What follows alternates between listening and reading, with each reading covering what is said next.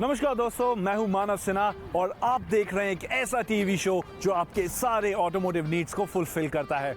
जी हाँ, you're watching the Times Drive show. Now just like every time, this time as well, there's a lot of action packed into this episode. So without any further ado, let's get straight to the action and take a look at what's coming your way over the next half an hour.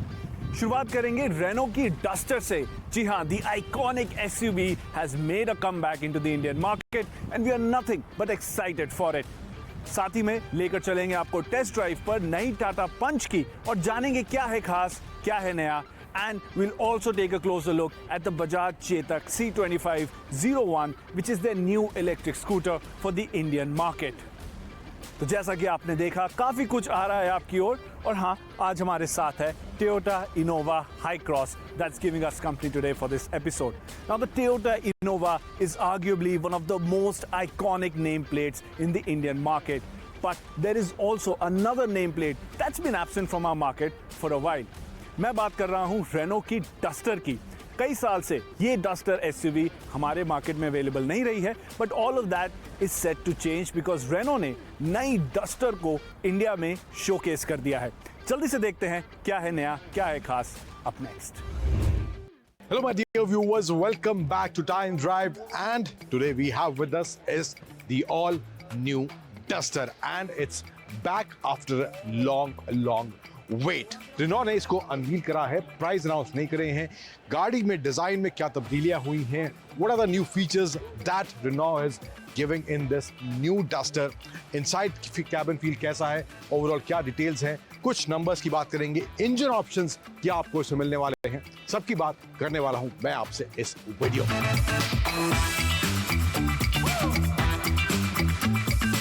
So let's start with the design first. Front की बात करते हैं। यहाँ पे आपको एकदम completely different design तो आपको चारों तरफ से मिलेगा। फ्रंट में भी आपको यहाँ पे कुछ इस तरह से डीआरएल मिल रहे हैं।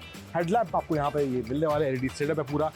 बड़ी सी डस्टर की बैजिंग दी है, कोई रेनॉ का लोगो आपको फ्रंट नहीं मिलेगा, जबकि डस्टर ब्रांड अपने आप में ही काफी बड़ा है, तो डस्टर की भी आपको ब्रांडिंग यहाँ मिलेगी। फ्रंट में इसके प्लेट वगैरह दी गई है, सेंसर्स हैं, 360 डिग्री कैमरा भी यहाँ पे आपको देखने मिल जाएगा, पियानो ब्लैक टच है एंड थोड़ा सा वो नियॉन फील इसके लोगों में आसपास दिया गया है, या कहीं इसके डस्टर के नेम में दिया गया है। यहाँ पर आए साइड में तो देन क्लैडिंग वगैरह थ्रू आउट आपको यहाँ पे मिल रही है। 18 इंचेस के व्हील आपको इस नई डस्टर में देखने को मिलने वाले हैं। फुली ब्लैक यहाँ पे आपको अलॉय व्हील का डिजाइन मिलेगा। रेनॉ का हब है सेंटर में and there is this Duster iconic patching with the yellow Himalayan logo over here at the front door in this new Duster and यहाँ पे भी नीचे कुछ ग्राफिक्स आपको देखने को मिल जाएंगे। 212 मिलीमीटर की इसकी ग्राउंड क्लियरेंस आपको मिलने वाली है एंड पीछे की तरफ आए तो यहाँ पर भी आपको कनेक्टेड टेल लाइट वाला फील जो अमूमन अब सभी नई गाड़ियों में हम देख रहे हैं वैसा ही कुछ आपको यहाँ दिया गया है। अंदर स्पेस कैसा है, बूट्स की बात करें यहाँ पे तो पहली चीज you're getting the power tailgate option in this Renault Duster and the boot space is massive 700 liters. Now ये करने के पीछे कारण एक और भी है क्योंकि ये हाइब्रिड में भी Renault लेके आ रही है तो बूट स्पेस उनको ज्यादा करना पड़ा है, लेकिन इसकी वजह से क्या सेकंड रो का स्पेस कॉम्प्रोमाइज हुआ है वो भी एक बार देखते हैं। अब सेकंड रो के स्पेस की बात करें so then decent legroom, thigh support is decent also, there's a tunnel यहाँ पे आपको देखने को मिलेगा। तो 3 लोग बहुत कंफर्टेबली आई डोंट बिलीव कि बैठ पाएंगे, बट यहाँ पे कुछ सीट जो अभी फिलहाल बैठने कंफर्टेबल लग रही हैं।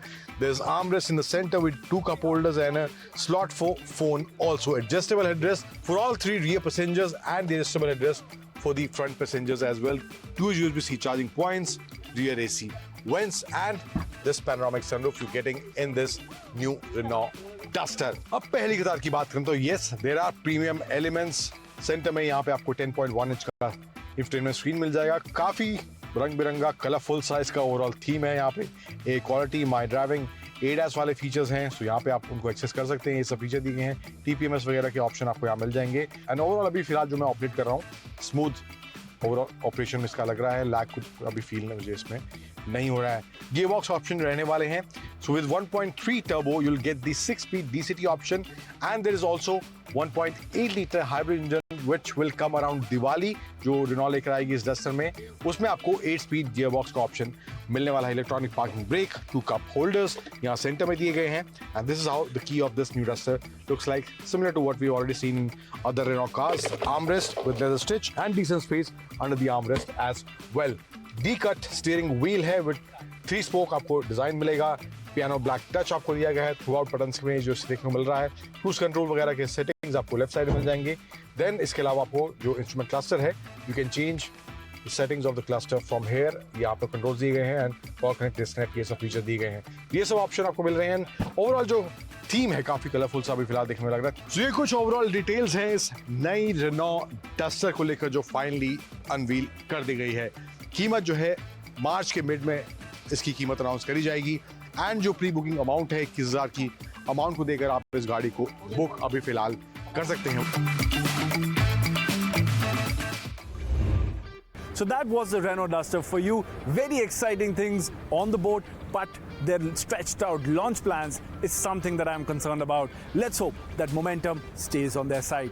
But now it's time to go from one SUV to the other, and I'm talking about the Tata Punch. हाल ही में Tata Punch को एक exhaustive facelift मिला है. हम उसको लेकर चलेंगे टेस्ट ड्राइव पे up next to find out कि क्या ये changes एक already proven package को better बनाते हैं या नहीं.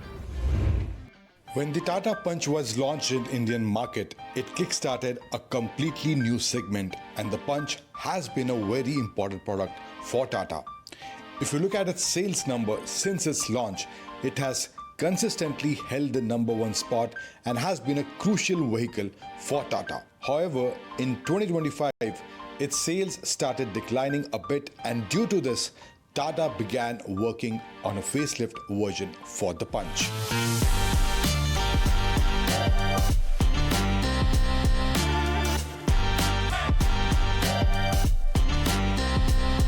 Well, let's first talk about the changes that are there in the design of this new Tata Punch. तो सामने ही फ्रंट एंड ही आपको एकदम बदला हुआ नया फ्रेश देखने को मिलेगा. चाहे DRL सेक्शन की बात हो, यहाँ पर पियानो ब्लैक फिनिश दी गई है. एंड यहाँ हेडलैम्प का क्लस्टर है, ये भी चेंज हो गया है, बिल्कुल बदल गया है. बम्पर का डिज़ाइन भी नया है. यहाँ पे आपको 360 डिग्री कैमरा वगैरह देखने को मिलेगा. एंड यहाँ पे अगेन बॉडी कलर कॉम्बिनेशन है, ब्लैक है. Then there is some silver accent in the front bumper as well. The front design is new, is fresh in this new Tata Punch. Moving towards the side, wheel size जो है वो 16 inch का है. 195 section का alloy wheels का design बदल गया है. यहाँ पर कुछ थोड़ा सा डिफरेंट टाटा ने इन टर्म्स ऑफ alloy डिज़ाइन किया है. आप देखेंगे वो लाइन्स दी हुई हैं सेपरेट. टाटा का कहना है कि वो स्ट्रेंथ बढ़ाने के लिए अलॉय की कुछ इस तरह से ये डिज़ाइन दिया गया है. एंड पीछे की तरफ आए तो टेल सेक्शन जो है यहाँ पर भी आपको चेंजेस देखने को मिलेंगे. कनेक्टेड लाइट जो है अब यहाँ पे दी गई है. ऑल्दो ब्रेक लाइट जो है इसकी पूरी लिट नहीं होती है. सेंटर सेक्शन लिट होता है और साइड के सेक्शन लिट होते हैं, पूरा लिट नहीं होता है. लेकिन अगर आप लाइट ऑन कर रहे हैं, गाड़ी ऑन कर रहे हैं, तो उस टाइम पे आपको पूरा कनेक्टेड टेल यहाँ पर लिट देखने को मिलेगा. पंच की बैजिंग है. और जो नया एडिशन हुआ है in terms of engine, that is the turbo engine that you are getting in this new Tata पंच.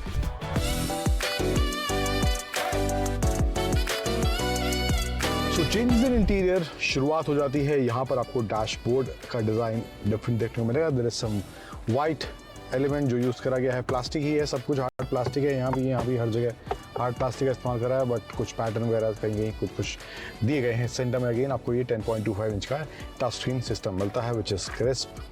जो ऑपरेशन है वो भी स्मूथ है, कोई लैग वगैरह फील नहीं होता है. एंड कोई ग्लिचेस वगैरह भी अभी तक मेरे को फिलहाल 2 घंटे के आसपास मैंने गाड़ी चलाई है तो अभी कुछ ग्लिचेस मेरे को इसमें देखने को नहीं मिले हैं. Apple CarPlay and auto wireless मिलता है. स्टीयरिंग जिसकी यहाँ पे आपको नया मिल रहा है, 2 स्पोक स्टीयरिंग व्हील जो टाटा की और गाड़ियों में भी आता है. अब जो अपडेट्स आए हैं लेकिन यहाँ पर भी नया आपको दिया गया है. This centre panel is also new. Again gloss black piano black finish में है. फिंगरप्रिंट मैग्नेट है बट कुछ ऐसा ही अब सिस्टम यहाँ पे है. एंड जो टर्बो वाला वेरिएंट है उसके साथ आपको 6 स्पीड गियर बॉक्स यहाँ पर इसमें मिल रहा है.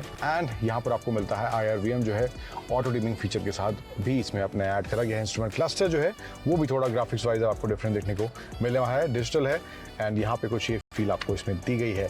ओवरऑल मेन चेंजेस कुछ मोटे मोटे ये हैं और ऑल्सो एम्बिएंट लाइटिंग वगैरह भी यहाँ पर इसमें ऐड कर दी गई है.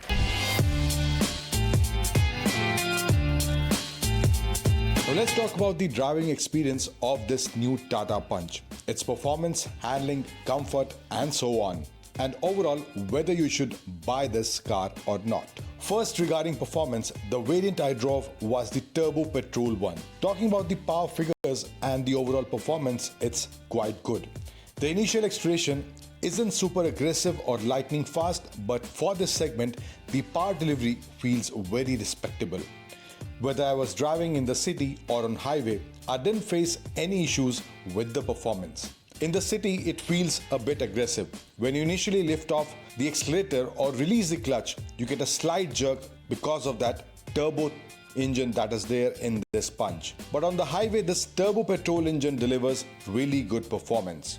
Now coming to the handling, we tested it on some off-road obstacles where Tata had set up a dedicated off-road track.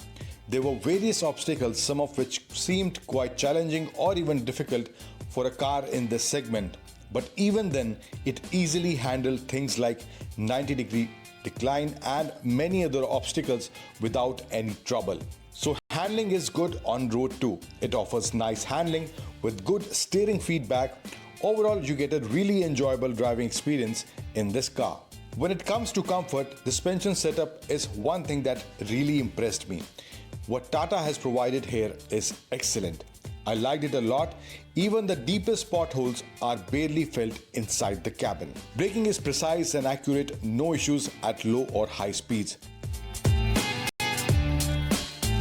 Now, should you buy this car or not? First, Tata has added some new features and changes like refreshed front and rear design, changes to the taillight and front section. They've added features like 360-degree camera. Along with that, you get a really good driving experience, especially with the turbo petrol engine. In my opinion, the things that work in this car's favor are the excellent comfort, the well-balanced suspension setup, and the segment-appropriate features that are actually provided here. There are a couple of compromises like the rear seat space or perhaps some other minor things, but apart from that, the driving dynamics, overall stability, and the solid feel you get while driving are really good. And considering the price at which Tata has brought it, keeping in mind all the positive, if you are thinking of buying this car, then yes, the 2026 Tata Punch is genuinely a strong package and a great proposition for you. और इसी के साथ वक्त हो चला है एक छोटे से ब्रेक का टाइम्स ड्राइव शो पे, बट बने रहिए हमारे साथ because once we are back we'll take you for a ride on the Bajaj Chetak C2501. Stay tuned.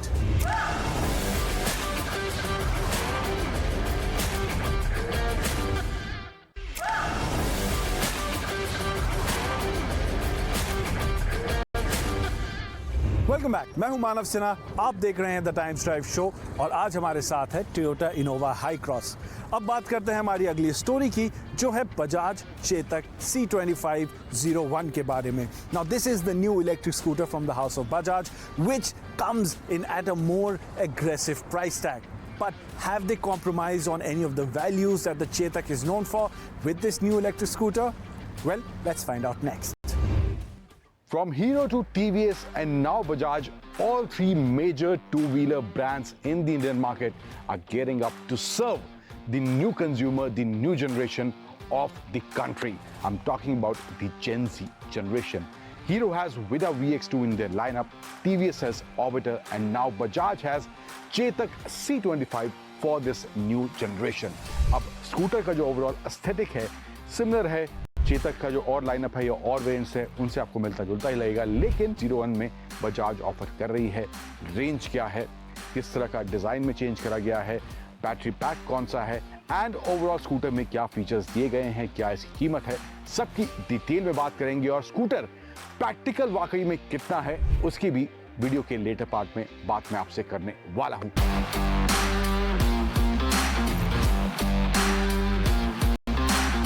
अब क्या डिज़ाइन में ऑफर करा गया है कि क्या फीचर्स हैं इसमें, क्या ओवरऑल इसकी रेंज वगैरह है.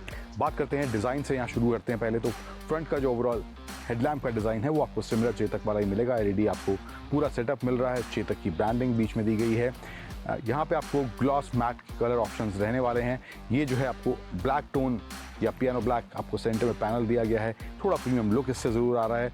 एंड इसके अलावा फ्रंट का जो डिज़ाइन है या साइड का जो ओवरऑल प्रोफाइल है आप देखेंगे वो सिल्हूट अगेन जो एस्थेटिक है वो आपको चेतक वाला ही मिलेगा. जो 3501 सीरीज़ है, 3503 है, यहाँ पे आपको ग्राफिक्स नए मिल जाते हैं इन टर्म्स ऑफ डिज़ाइन। ये आपको चीज़ अलग यहाँ पे देखने को मिलेगी। वो अगेन जेनजी वाला एलिमेंट थोड़ा यहाँ पे ऐड करने की कोशिश करी गई है। इसके अलावा जो ग्राउंड क्लियरेंस है इसकी वो 170 मिलीमीटर की है। अब टेल लाइट की बात करें तो ये भी आपको पूरा LED सेटअप यहाँ मिलता है। क्यूब शेप यहाँ पे आपको कुछ डिज़ाइन दिया गया है इसके टेल लैंप्स के अंदर, एंड यहाँ पे भी इंडिकेटर्स, टर्न इंडिकेटर्स जो हैं वो भी आपको इसमें LED मिल जाते हैं। सीट की हाइट है अराउंड 763 मिलीमीटर के आसपास, which is good even for the people with height of around 5'6", 5'4", 5'2", 5'3" something, but seat की जो लंबाई है या लेंथ है वो मैं कहूँ आपको थोड़ी छोटी पड़ेगी इन केस अगर आप यूज़ कर रहे हैं। मैं आपको बैठ के दिखाता हूँ। माई हाइट इज़ अराउंड 5'9", सो ये कुछ इस तरह से मेरी कंफर्टेबल पोजीशन बन रही है। हेलमेट पहनेंगे एंड हेलमेट पहनने के बाद अगर आपको क्लियर व्यू चाहिए क्लस्टर का और इसके साइड मिरर्स का तो आपको थोड़ा पीछे होकर बैठना पड़ेगा अगर आपकी हाइट थोड़ी ज़्यादा है। कंट्रोल्स की बात करूँ, प्रीमियम है, फिनिश जो ओवरऑल है अच्छी दी गई है। यहाँ पे पियानो ब्लैक का इस्तेमाल करा गया है। Horn, turn indicators and high beam, low beam का आपको यहाँ ऑप्शन मिल जाता है। राइट साइड में आएंगे तो यहाँ पे आपको 4 बटन दिए गए हैं।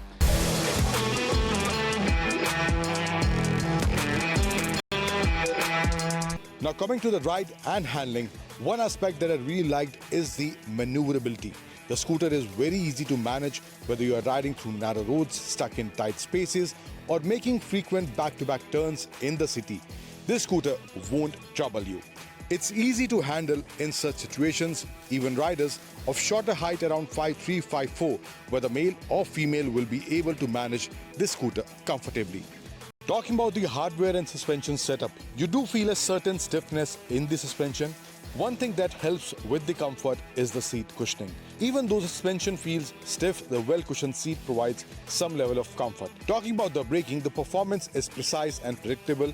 You get a disc brake at the front and a drum brake at the rear. I didn't face any issues with the braking. Considering the speed the scooter operates at, the braking setup feels adequate. Now looking at the Chetak C25 as an overall package, it's clear that Bajaj has a very specific target customer in mind with this scooter. If you are expecting a fast or performance-oriented electric scooter, this is not the one for you. But if you want a well-designed scooter with decent city-focused performance and you don't need over-the-top features, this could work for you. The feature list is decent and some additional features are available as a part of Tech Pack such as Hill Hold and Guide Me Home lights, which you can opt for by paying an extra 3,000 rupees. Overall, there are few areas where the scooter works in its favor. Its maneuverability, ease of management, design, seat comfort and pricing. At an ex-showroom price of 91,399 rupees, what Bajaj is offering with this scooter makes it a decent package under certain conditions, especially for city usage. For urban commuting, this new Chetak can definitely be a suitable option. और इसी के साथ आज के लिए हमारा समय आपके साथ यहीं समाप्त होता है। उम्मीद है आपको हमारा एपिसोड पसंद आया होगा। अगर कुछ कहना चाहते हैं, कुछ बताना चाहते हैं या हमारी टीम के साथ जुड़ना चाहते हैं तो टाइम्स ड्राइव के सोशल मीडिया हैंडल्स पर हमारे साथ जरूर जुड़े। And if you are planning to buy a new car, a new motorcycle और a new scooter, make sure you visit timesdrive.in because that is where you'll find all the necessary information to make an informed purchase. That's about all for today. I'll catch you same time next week only on the Times Drive Show. Wrong side driving India में ये एक बहुत बड़ी problem है। हर घंटे किसी न किसी की डेथ होती है कहीं ना कहीं इंडिया में, जस्ट बिकॉज कोई ना कोई गाड़ी या अपनी बाइक रॉन्ग साइड चला रहा होता है। अब रॉन्ग साइड गाड़ी या बाइक क्यों चलाते हैं? It's quite simple. किसी को अपना टाइम ज़्यादा बचाना होता है, किसी को थोड़ा बहुत फ्यूल बचाना होता है, बट इनमें से कोई सा भी रीज़न इतना बड़ा नहीं है, इतना जस्टिफाइड नहीं है कि आप अपनी या किसी और की जान को खतरे में डालें। That is why we at Times Drive take a break from regular programming to bring you this message. Next time you feel the urge to take that shortcut and drive on the wrong side of the road, don't. Break the habit and stick to driving on the right side of the road.